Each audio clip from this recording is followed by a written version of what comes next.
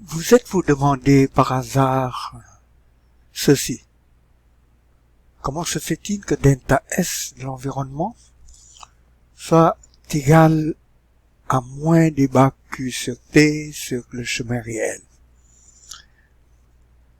Quoique, l'autre jour, je vous ai expliqué que ça dérive de la comparaison entre la loi de Clausius et la deuxième loi, mais quand même, cette relation devait vous intriguer, n'est-ce pas? Parce que ce qu'elle dit est que pour une transformation, pour un système donné, d'un état initial appelé A ici à un état final B, qu'on peut envisager se produire selon différents chemins.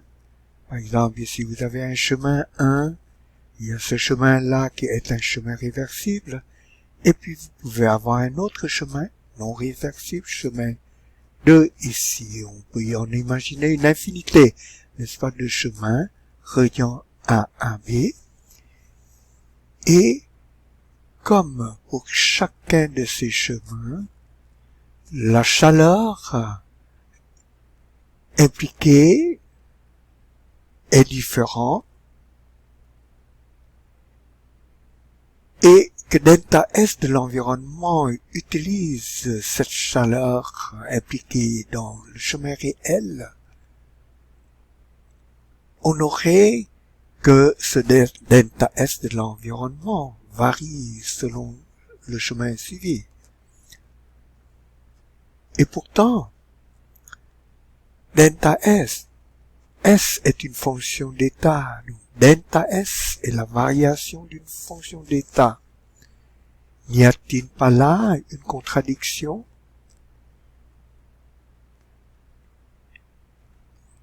Si vous y avez pensé, peut-être que vous avez déjà essayé de trouver une réponse et je suis curieux d'entendre votre point de vue parce que je suis tout à fait ouvert à toute opinion sur ce genre de débat conceptuel.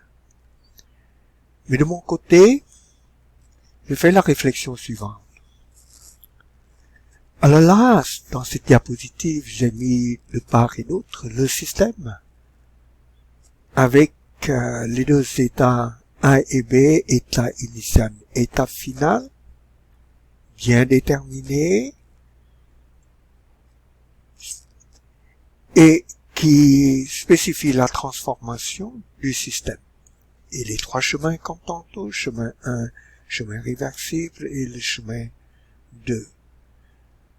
D'autre part, de ce côté, j'ai mis l'environnement. Alors, selon le chemin suivi par le système, l'environnement aurait vu une transformation différente, n'est-ce pas? Pour le chemin réversible, c'est cette transformation au milieu ici, venant d'un état initial A de l'environnement à un état final B de l'environnement, qui serait différent des états initial et final pour la transformation de l'environnement accompagnant le processus 1, c'est-à-dire la transformation du système de l'état A à l'état B selon ce chemin-là. Donc, chaque chemin suivi par le système ou bien chaque processus, chaque façon de réaliser la transformation A à B du point de vue du système correspond non pas à la même transformation au niveau de l'environnement, mais à une transformation spécifique qui peut différer d'un cas à l'autre. Ainsi, pour le chemin 1, j'aurai une transformation qui est représenté par ça, avec l'état initial de l'environnement, qui diffère de celui pour le chemin réversible, et il en va de même aussi pour l'état final. Et pareillement,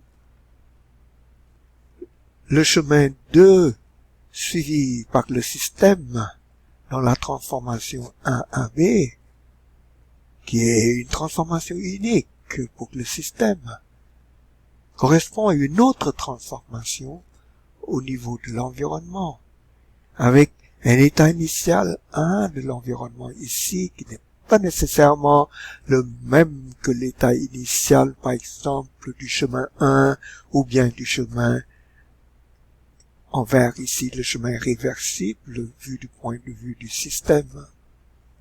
Pareillement pour l'état final. En d'autres termes, chacun de ces chemins, chacune de ces réalisations de la transformation 1 à B du système correspond à une transformation différente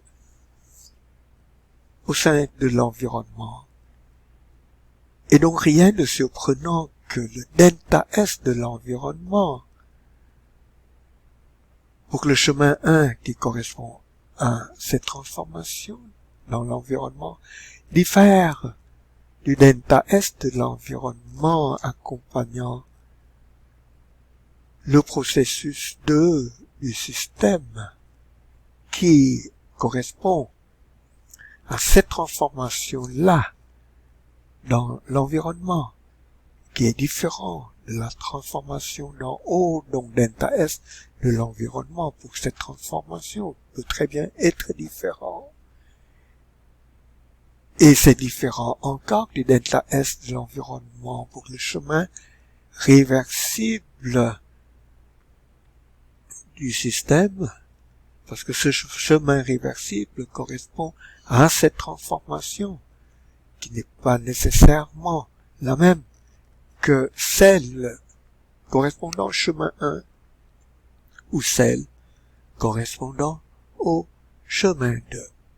Mais toutes ces transformations au niveau de l'environnement, si l'environnement est un milieu infini, seront essentiellement de nature réversible. C'est-à-dire que la chaleur dégagée par le système dans le processus 2, par exemple, serait perçue par l'environnement comme une chaleur réversible. C'est-à-dire que cette transformation-là, qui est différente de les autres transformations correspondant aux autres chemins du système, est une transformation réalisée réversiblement vu du point de vue de l'environnement. Et c'est comme ça qu'il faut comprendre cette relation de Clausius, delta S de l'environnement égale à moins intégrale sur le chemin réel du système, là, de débat Q, qui est la chaleur vue du point de vue du système divisé par T. Et ce delta S de l'environnement, dans tous les cas, est toujours égal à l'intégrale sur un chemin réversible de l'environnement, utilisant une chaleur débat Q réversible vue du point de vue de l'environnement, divisé par T. De sorte qu'il n'y a en fait pas de contradiction. Alors c'est comme ça que je vois la résolution de ce paradoxe, disons, exprimé par la diapositive précédente là. Pas de contradiction. Illustrons un peu ça sur l'exemple d'une détente isotherme d'un gaz parfait qui est le système ici, et selon un chemin irréversible spécifié par une pression externe constante. On avait vu l'autre jour ces deux cas-là. Le cas où la pression externe est égale à P2 pression finale du gaz, ah oui, la transformation là, du système est bien définie par un seul état initial, un seul état final. Donc on parle d'une seule transformation de cet état initial à cet état final, réalisé à température constante et sous une pression externe qui est P2 ici dans le premier cas, et P externe égale à P1 dans ce deuxième cas. Alors pour illustrer le point de tantôt, imaginons que l'environnement est un autre gaz parfait, par exemple. Ça peut être par exemple l'air, ça, l'atmosphère, notre atmosphère par exemple, ou bien, voilà, un gaz parfait en tout cas, dont le volume ou bien la quantité est bien plus grande que la quantité de gaz dans le système, de sorte qu'on puisse considérer ça approchant un milieu infini.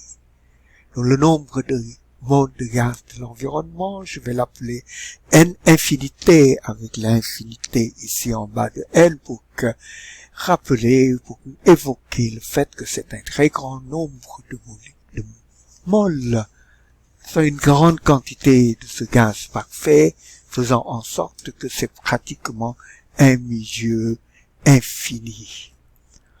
Alors, accompagnant la détente du système à la pression P externe égale à P2, on a la transformation suivante au sein de l'environnement.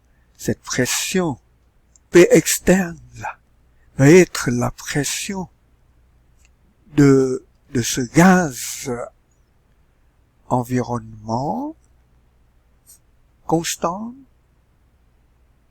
pour que le gaz système la sente comme pression externe contre laquelle elle va lutter.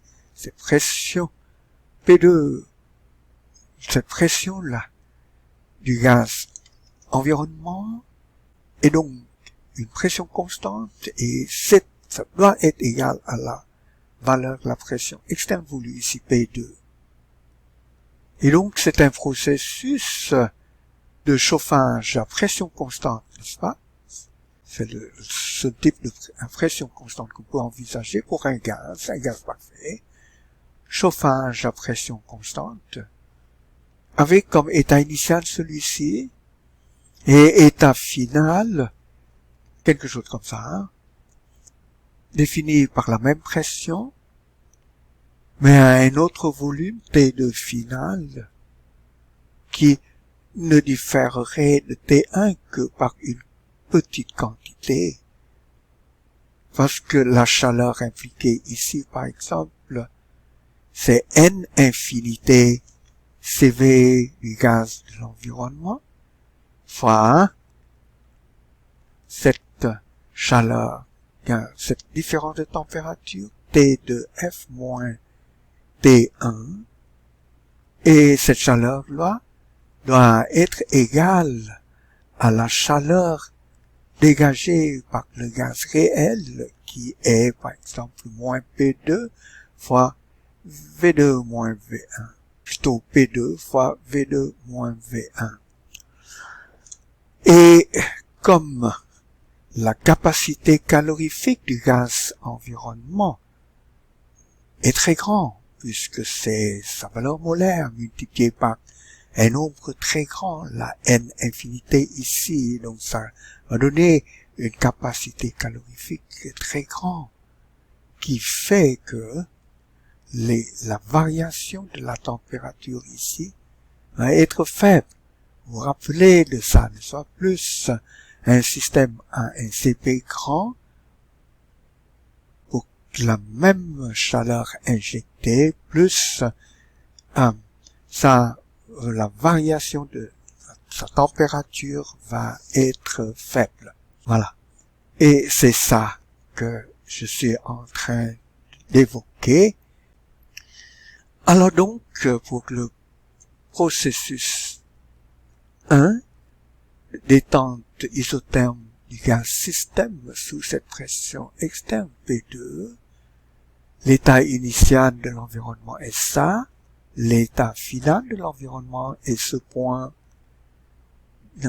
décalé du point initial qui était sur l'isotherme T1 ici du gaz environnement, par une quantité infinitésimale et donnant lieu à une variation très faible, infinitésimale, aussi du volume.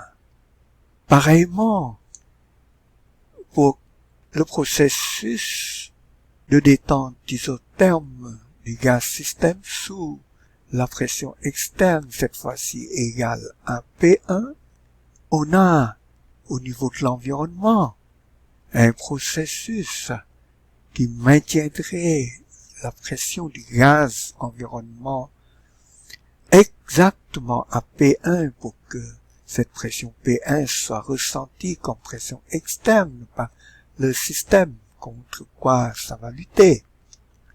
Ça, donc ça va, encore une fois, être simplement un chauffage à pression constante. À quelle pression? Cette pression-là.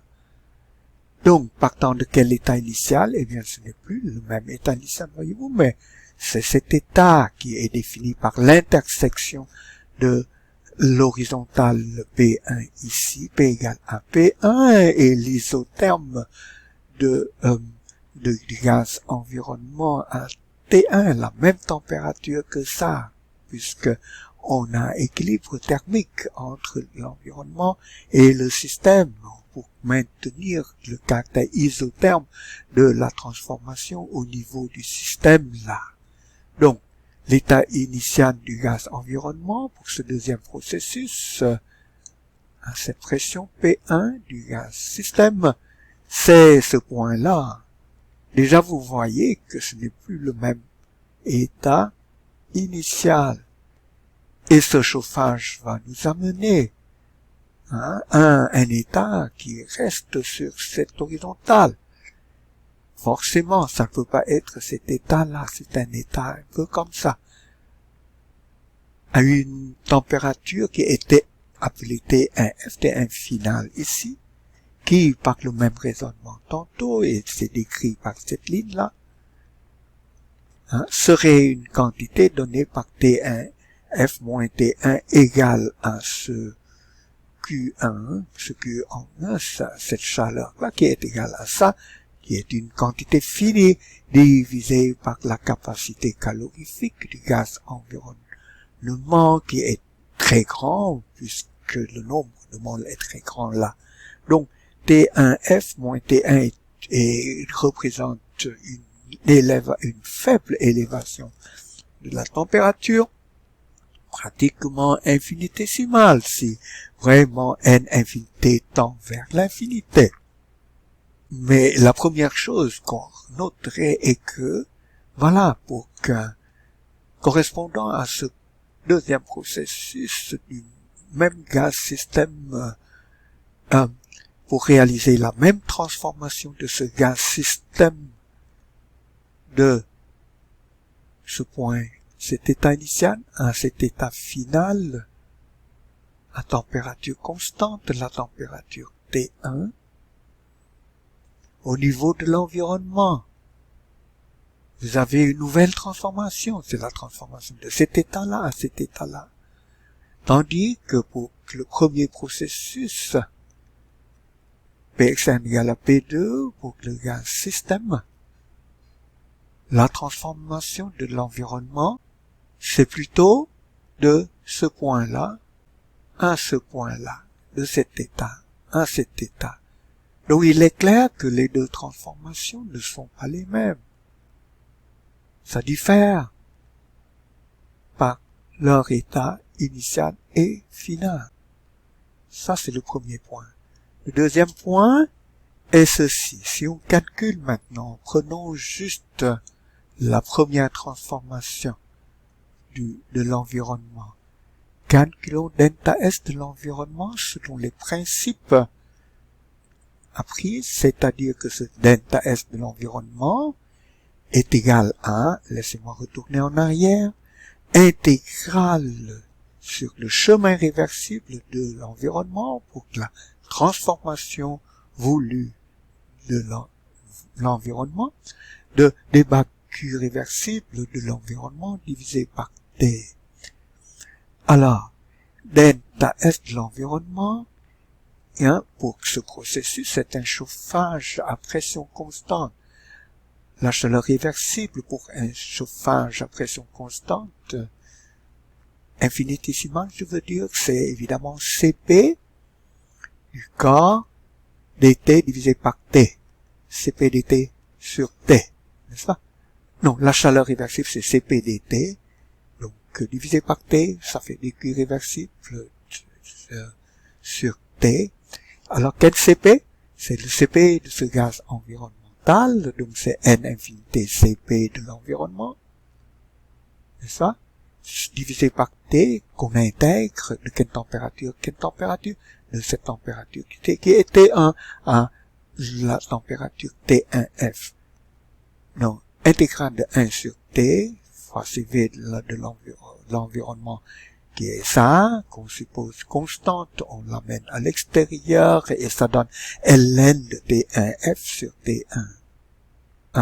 Il y a une égalité ici qui, par erreur, j'ai effacé, c'est dans cette fois, c'est égal à 1. Alors, ce que je fais maintenant, c'est un développement de ce logarithme-là au voisinage de 1. 1, c'est le point où T1F est égal à T1. On avait dit tout à l'heure que cette élévation de température est très faible et voire infinitésimale, c'est-à-dire que ce point T1F est très proche de ça. T1F est très proche de la valeur T1, en d'autres termes. Ce rapport est très proche de 1.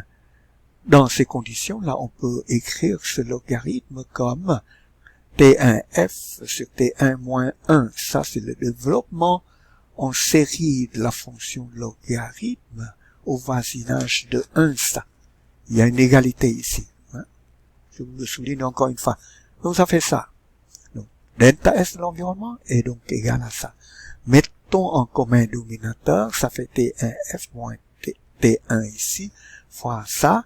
Mais ça, c'est en plein ça qui est ça, la chaleur réversible de l'environnement, qui est aussi égale à ça, puisque c'est la chaleur communiquée, reçue par l'environnement de la part du système qui se détend contre cette pression qui est ici P1 pour que ces deux lignes-là. Donc, je conclus que ceci est égal à moins Q1 sur T1, qui est exactement ça. Et vous voyez bien qu'on avait ici utilisé la définition thermodynamique de l'entropie comme il faut. N'est-ce pas, des Q réversibles sur T intégrés de la température T1 à T1F, selon les règles comme il faut. L'environnement, comme le système a une entropie qui est une fonction d'état définie de la même façon du point de vue thermodynamique que par ds égale à dq réversible sur t on est en train d'utiliser là.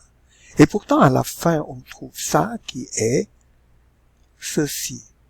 Ceci est pour vous démontrer que tout est cohérent, qu'il n'y a pas de contradiction, pas de paradoxe. Donc, le paradoxe original, ça là, est complètement résolu et illustré ici. Sa résolution est bien illustrée par cet exemple-là. Dernier commentaire, c'est à propos de réversible versus non réversible. Alors, j'ai trouvé cette image-là d'un livre de chimie physique. C'est une image fort intéressante. Les auteurs ont présenté à la colonne de gauche 3 processus réalisés de façon irréversible. Le premier, vous reconnaissez que c'est une compression contre une pression externe représentée par cette masse énorme-là. ce poids, le pesée énorme qu'on met sur le piston qui fait que ça enfonce comme ça et puis le gaz est soumis à une compression subite par la pression externe exercée subitement sur le piston ici pour arriver à cet état-là. En bas, à la deuxième rangée, c'est un chauffage à pression constante, irréversible, subite, entre guillemets, de cette solution, de la solution dans cet Erlenmeyer. Et ce chauffage se fait par le contact direct de la solution avec la flamme du bec Bunsen ici. Ce n'est pas dessiné direct, mais il faut comprendre ça. Et dans le troisième exemple, à la troisième rangée, c'est l'addition d'une masse, d'une quantité, d'un gros morceau de sel NH4,2SO4, sulfate d'ammonium, que l'on ajoute d'un coup comme ça dans la solution d'hémoglobine, faisant en sorte que on ne peut pas revenir en arrière, enlever ce sel-là pour revenir à l'état initial facilement, ok, sans travail supplémentaire, je veux dire, voilà.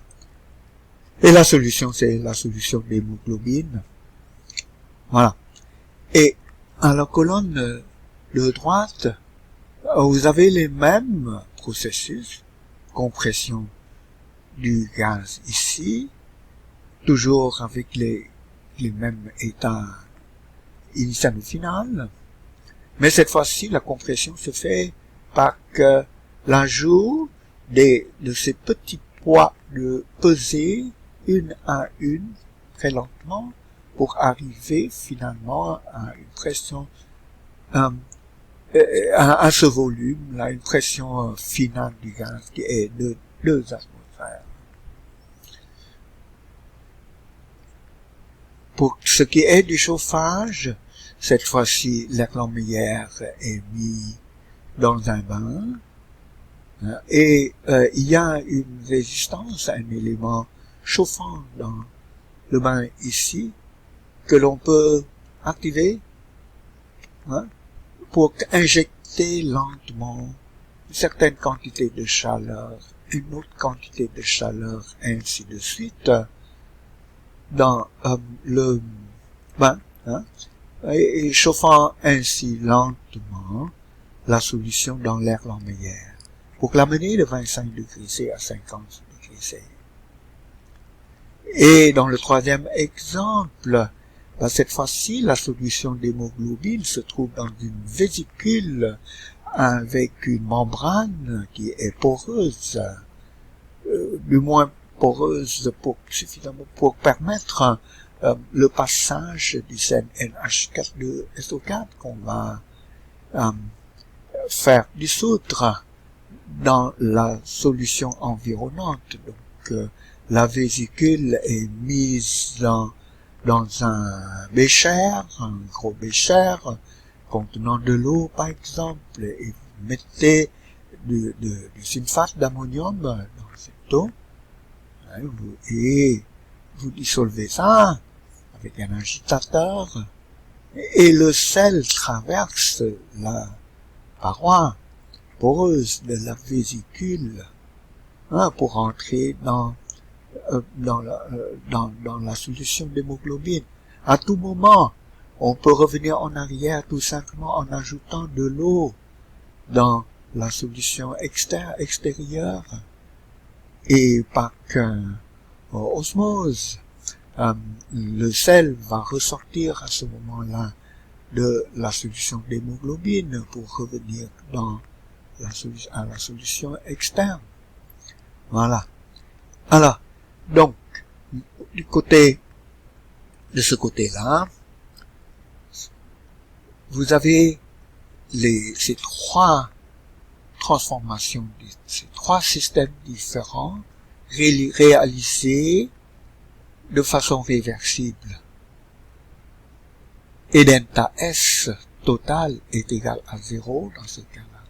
C'est réversible, ou encore, vous pouvez dire qu'il y a à tout moment, tout au long de cette transformation, il y a un équilibre dynamique qui reste là, dans le sens qu'on peut à tout moment retourner en arrière. Il y a toujours équilibre. Ici, c'est de l'équilibre mécanique entre le milieu extérieur et le gaz qui est maintenu tout le temps. Ici, vous avez équilibre thermique entre le milieu extérieur et la solution qui est maintenu tout le temps. Ici, vous avez un équilibre au niveau de la concentration, de la composition, qui est maintenu tout au long de ça, et qui vous permet de retourner en arrière ou bien avancer un peu dans la direction directe, comme vous voulez. D'accord? Tandis que ce qui est montré à la colonne de gauche, ce sont les mêmes transformations, mais réalisées avec des conditions d'irréversibilité. Et dans ce cas-là, delta S total est positif pour ces conditions montrées ici, et ces processus seront spontanés selon la deuxième loi.